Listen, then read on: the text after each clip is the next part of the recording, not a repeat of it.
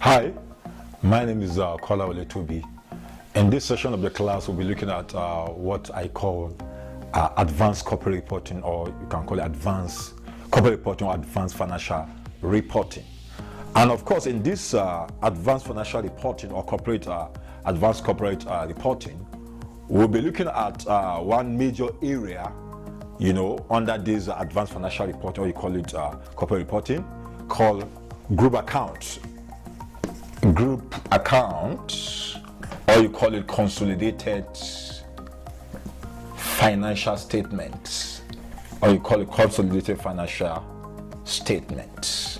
Of course, you should know that accounting now is being guided by a international financial reporting standard. So basically, when a company wants to consolidate the financial report, that financial report must be guided by what we now call IFRS, which is International Financial Reporting Standard. Now, of course, let's look at those. Of course, you know that now we have what they call the IFRS and IAS. IFRS simply means International Financial Reporting Standard.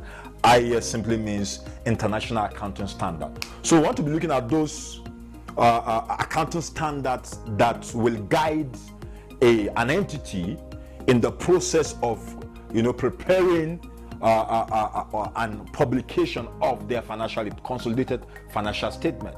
Now, those accounting standards as follows. Well, you have to also look at what you call the IAS 27, which is called separate and consolidated financial statements. IAS 28, which is called investments in associates. Investment in associates. We have IFRS 3, which is called business combination. Business combination. IFRS 10, consolidated financial statements. Financial statements. We have IFRS 11 is called joint arrangements. Joint arrangement. Of course, finally we have what they call IFRS 13, which is fair value measurement. So these are the accounting standards that will guide an entity in the process of the preparation and the publication of a group account or consolidated financial statement. So now let's go further, and look at what is even a group account itself. Remember, we said today we'll be looking at what they call group account, in the corporate reporting, or you call it financial reporting. We'll be looking at group accounts. And of course, you should know that group account, when we say group account, or when we say consolidated financial statements, in a lay, according to accounting standard, a group account, this is an account of parents and subsidiaries. Is an account of parents, which means if I'm a parent company, and I have several subsidiaries, S1, S2, S3, bringing the account of this parent company and that of subsidiary in a single account is what we call a group account, or a consolidated financial statement. Remember, a parent company is an entity, subsidiary 1 is an entity, subsidiary 2 is an entity, subsidiary 3 is an entity. Now, bringing these various accounts into one single account is what we call a group account, or you call it a consolidated financial statement. So therefore, a group account is an account of parent and the subsidiaries. So now, since we say, of course, here in this definition, you have two things: parents and also subsidiaries. Remember, subsidiaries. Okay, now let's now look at what is the meaning, or what is a parent. A parent. Now, a parent is an entity that has a control over another entity. That is a parent company. A parent company is an entity that has a control. Please mark the word control. That has an control over another entity. Of course, what is a subsidiary?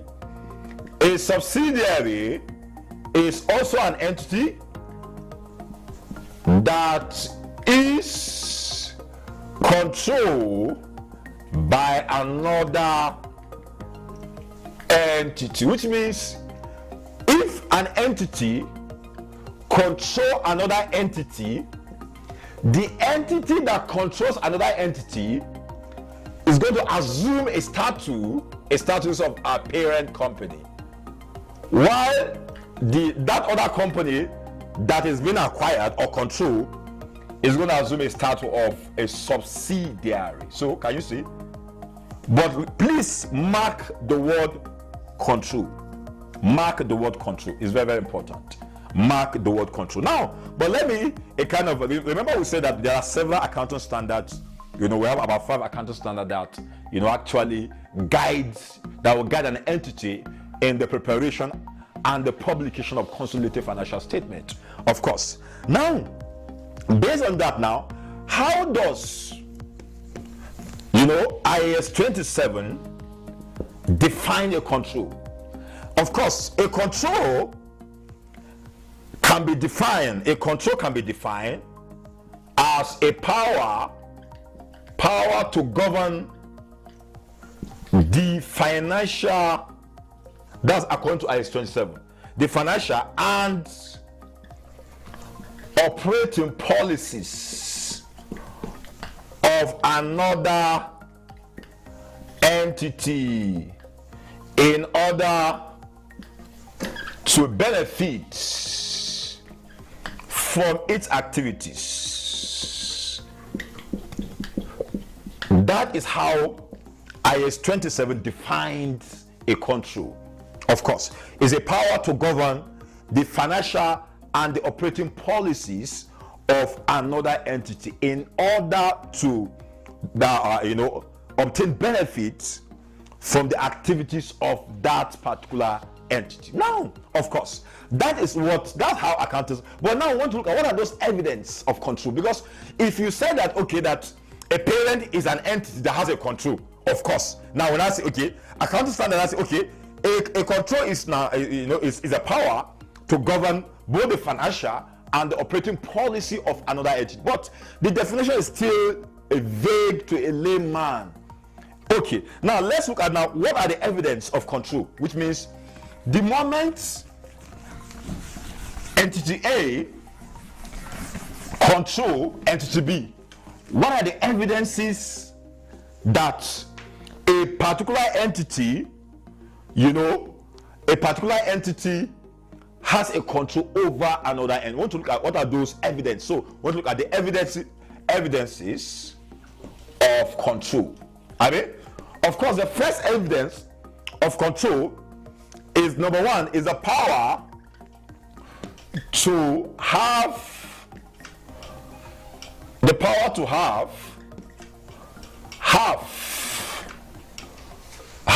or more than the voting rights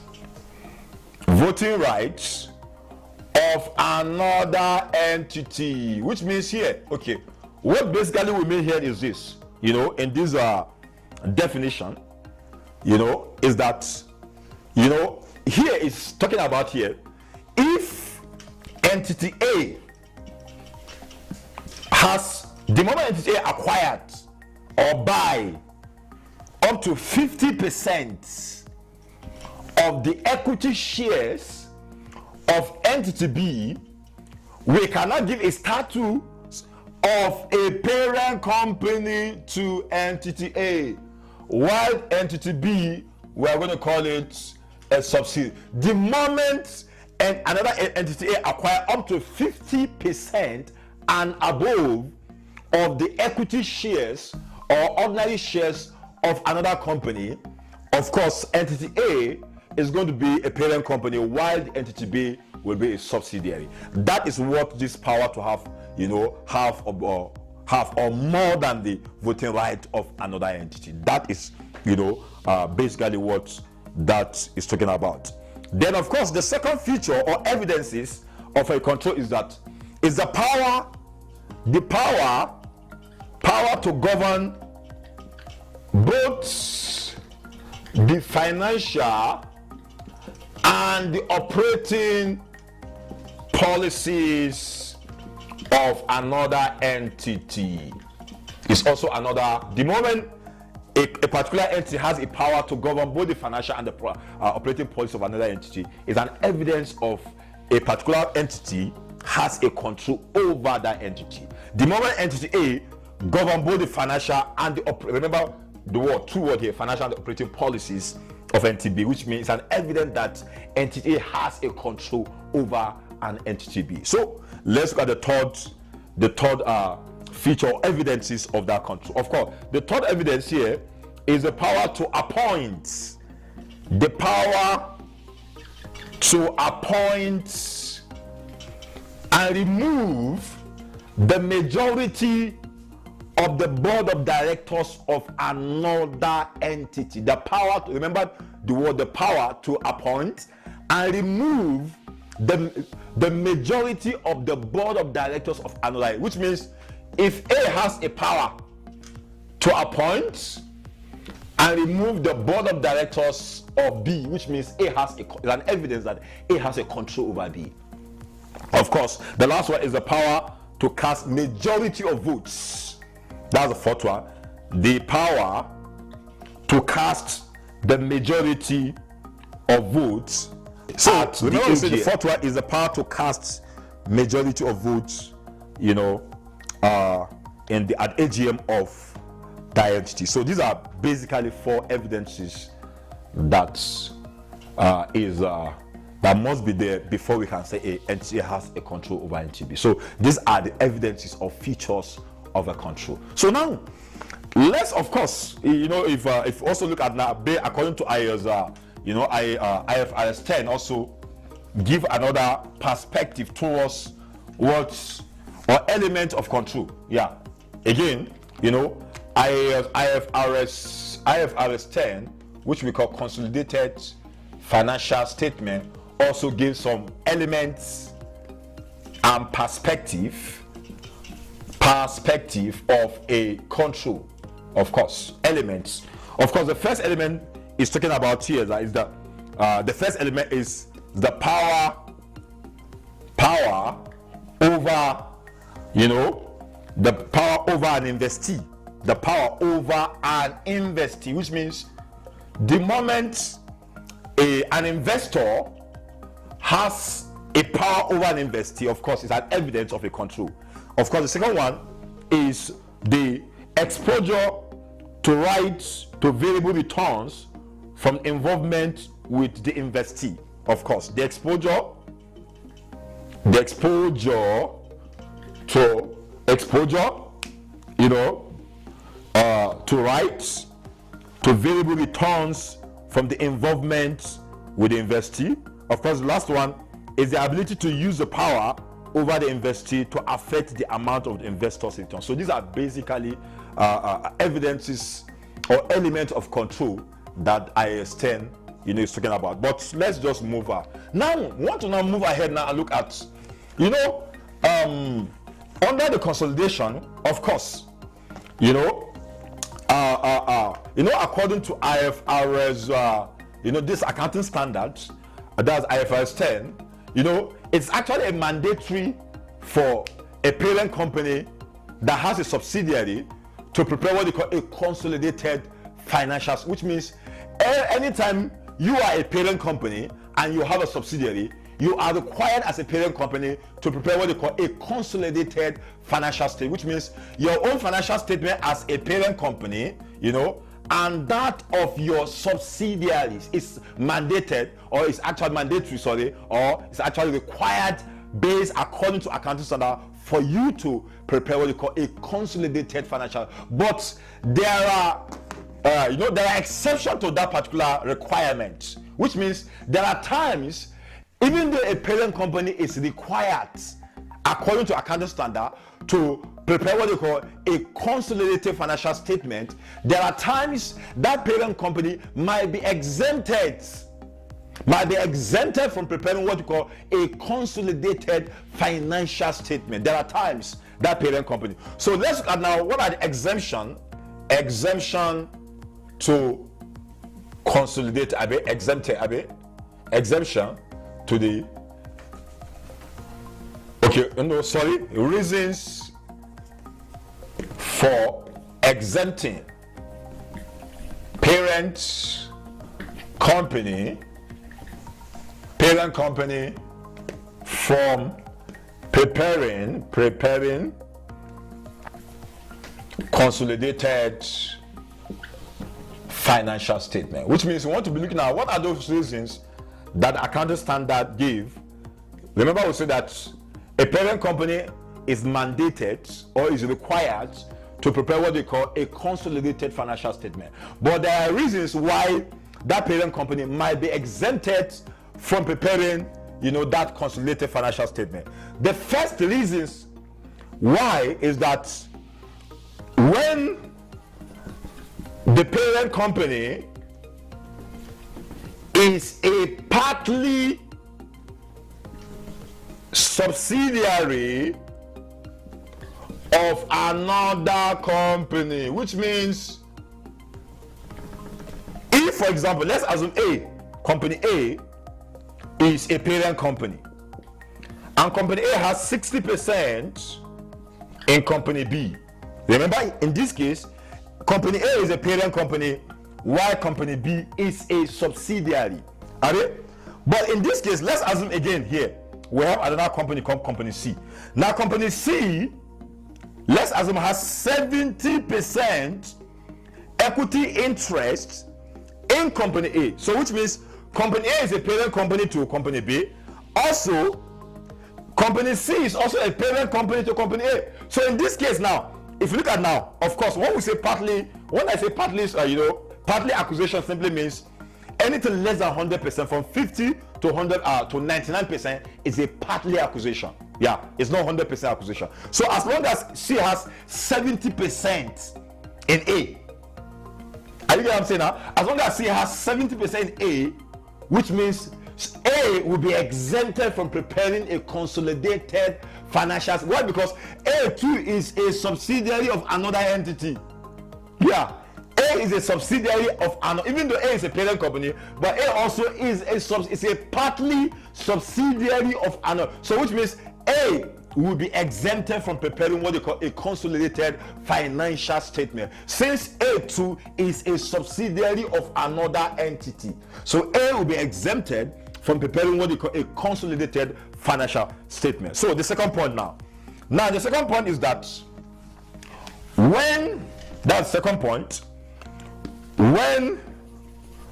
a parent company is a wholly subsidiary of another entity. When I say wholly, means all.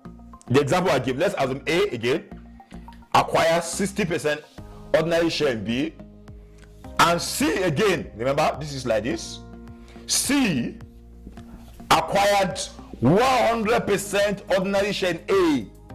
This is a wholly acquisition. Yeah. So as long as C has 100% interest in A is exempted from preparing because remember, as I said earlier, A is required according to the accounting standard that to prepare its own consolidated financial statement, which means the financial statement of its own and also that of subsidiaries. But in this case, since A itself is also a subsidiary of another entity, in this case, A will be exempted to prepare what they call a consolidated financial statement. So these are the two reasons. Okay, let's go to the third reasons why a parent company might be exempted from preparing a consolidated financial statement. The third one is that if when the financial security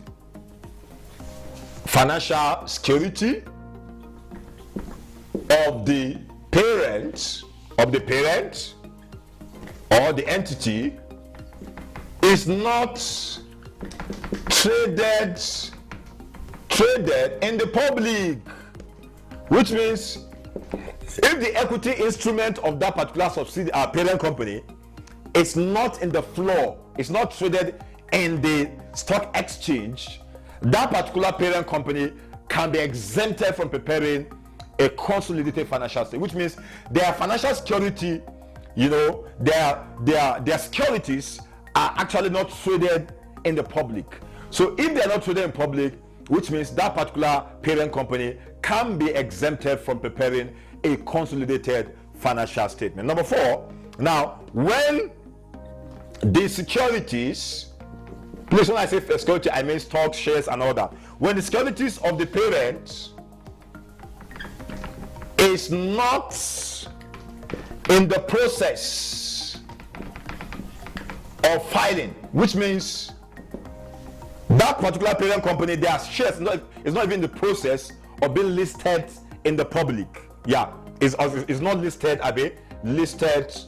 in the public. So if that particular subsidiary's equity shares or security is not in the process of listed in the public, which means that particular parent company can be exempted from preparing a consolidated financial statement. Lastly is that if or when the parent companies, or when that entity, when the parent companies, or you can say when that entity ultimate parent company, when the entities ultimate parent company complies with the provisions of IFRS, which means, okay, what I mean here is this. What do you mean? What accountant? Remember, this is the accountant standard. I'm not the one that is forming this. For example, as I said, if entity A, for example, has 60% in entity B, entity A has 60% in entity B, and of course, entity C has 80% in entity A. And let's assume entity A has complied with all provisions, of IFRS. When we say provision, we mean entity C basically is preparing their financial statement in line with IFRS. As long as, of course, in this case, entity C is that we can say it's an ultimate parent here, because A is a parent of B, while C is a parent of A. So which means C can be an ultimate parent. So in this case, as long as C has complied with the provisions of the accounting standard, which means A can be exempted from preparing what we call a consolidated financial. So these are the reasons why a parent company might be exempted from preparing what they call a consolidated. Otherwise, it's actually required, according to the accounting standard, for a parent company to prepare what they call a consolidated financial statement. Okay, so that is that. So let's move further now and look at what are the content of consolidated financial statement. What are the contents of consolidated financial statement? Which means in the financial statement of an entity, what are the contents? Of course, number 1, we have what they call consolidated statement of financial position, which was formerly called balance sheet. Remember, please note that we don't prepare financial statements using the old. In fact, that old rule on how to consolidate balance sheets, actually we don't use that again. Balance or statement of financial position is consolidated in line with IFRS. That old method is gone. We want to be looking at what the content of consolidated financial statement. Of course, the first one is called the consolidated statement of financial position, formerly known as consolidated balance sheet. But remember, as I said, since the introduction of IFRS, all this nomenclature has changed. We no longer call it balance sheet again. It's now called statement of financial position. Then, of course, the second one is called consolidated statement of profit or loss and other comprehensive income. The third one is consolidated statement of changes in equity. Of course, the last one is consolidated statement of cash flows. So these are the contents of what we call a consolidated financial statement. Yeah, the consolidated statement of financial position, which was formerly called consolidated balance sheet, consolidated statement of profit or loss and other comprehensive income, which we call trading profit and loss account before, consolidated statement of changes in equity, then of course consolidated statement of financial. So of course we are going to restrict ourselves in this lecture to only these two, this consolidation, that is these two items. That's a consolidated statement of financial position, consolidated statement of profit or loss and other comprehensive income. These are the only two items we are going to restrict ourselves to. So now let's start looking at what we call consolidated statement of financial position. Consolidated statement of financial position. Now, what is a consolidated statement of financial position? A consolidated statement of financial position, this is the statement of financial position of parent company and all of its subsidiaries that is prepared and presented as if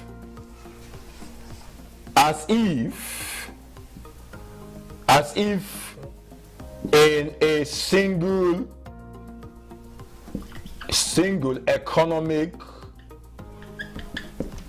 entity, which means the statement of financial position, this consolidation simply means is the financial statement, the statement of financial position of the parent company, and that of subsidiaries, bringing together of the financial statement of financial position of the parent and subsidiary in one single account, as if this parent and subsidiary are a single economic entity, which means as if they are actually the same. By the time you bring the account of the financial statement of financial position of the parent and that of subsidiary in a single economic unit, that is what we call a consolidated statement of financial position. Now, of course, you should know by now, you should know what the statement of financial position is. Of course, remember, as I said, statement of financial position was formerly called balance sheet. Now you don't call it balance sheet again. Yeah, we don't call it balance. With the introduction of IFRS, most of these accounting nomenclatures have changed over the years and all that. So, which means, of course, you should know that when we say statement of financial position, that's a consolidated, statement of financial position. You should know that statement of financial position, which we formerly call balance sheet, has three basic elements. Balance sheet has assets, you have liabilities, and equities. Everybody knows that, except maybe you are just a novice in accounting. Every statement of financial position has assets, has liability. Of course, you should know what an asset is, and all that, which means bringing the assets of parent and subsidiary together, bringing the liability of parent and subsidiary together, bringing, of course, the equity of that parent and that of subsidiary, that is what is the consolidated statement of financial position. Yeah, consolidated statement of financial position. Yeah, remember, that is the definition. You are bringing the asset, liability, and equity of the parent and subsidiary in one single economic unit, is what we call the consolidated statement of financial position. But please, before you consolidate your financial statement of financial position, there are procedures or principles or steps, I call them steps, that you must follow before you can actually consolidate the statement of financial position of parent and the subsidiary. So now let's look at those procedures, those steps that you must, it's like they are like workings that you must follow before you can actually consolidate statement of financial position. So let's look at those steps and those procedures. Are they? Or steps. Yeah. Before you can consolidate statement of financial. The first step is that determine the group structure. The group structure. Of course, in determining the group structure of a company, when I say group structure, determine the group structure. In determining the group structure of a company, basically, there are some certain questions you should be able to ask yourself before you can determine the group structure of a company. Of course, you should be able to know, you should be able to know who is a parent company. You should be able to know who is a subsidiary company. C, what is the percentage of control? D, what is percentage of NCI? Please, NCI means non-controlling interest. What is the percentage of non-controlling interest? Of course, what we say non-controlling interest we mean is that is the minority interest, or is a remaining acquisition that the parent company did not acquire in that subsidiary. That we can say is the NCI. It's like a remaining minority interest, in the equity interest of that subsidiary. For example, if parent company acquires 60% in the subsidiary, of course, the remaining 40% is called non-controlling interest. Yeah, which means these 40% are minority. Before we call it minority interest, which means other people. Of course, there are other shareholders. Of course, the major shareholder of this company is Company P, but there are other shareholders that has little interest in that subsidiary. By the time you combine their interest together, which is making up 40%, this 40% interest is called the non-controlling interest. Before we used to call it minority interest. Yeah. So these are the questions you should be able to ask yourself before you can determine the group structure, which means you should be able to know who is a parent company, who is a subsidiary, what is the percentage of control, what is the percentage of the NCI. The lastly is that when is the date of acquisition. So these are the 5 things you have to ask yourself before you can determine the group structure, which means, okay, so therefore now let's look at now. Remember, we're looking at now the group structure. We're looking at the group structure here in this case. So for example, e.g., example, let's assume the question say Just Limited or Just PLC has 80%, or Just PLC acquired, let me use what, acquired 80% ordinary shares in Mangu Limited on 1st of January 2010. So if I want to determine my group structure here, Of course. The first is that who is a parent? Just PLC is a parent. Why? Because Just PLC acquired 80%. So which means Just PLC is a parent. Who is a subsidiary? Mango Limited. Mango Limited is a subsidiary. What is the percentage of control? 80%. What is the percentage of NCI? Of course, if you acquire 80%, the remaining 20% is the NCI. NCI 20%. When is the date of acquisition? The date of acquisition is 1st of January 2010. Can you see I have formed what they call a group structure? Yeah. Parent company, subsidiary, 80% is the percentage of control. What is the percentage of NCI? Is 20%. And when is the date of acquisition? Is 1st of January 2010. So, which means in this case, we have determined and formed a group structure. Yeah, this is how a group structure supposed to looks like. Parent, subsidiary, and all that. So that's the first step. The first step is that you should be able to determine the group structure. But again, what of the situation whereby this 80% is not given? Let's assume, okay, another example now.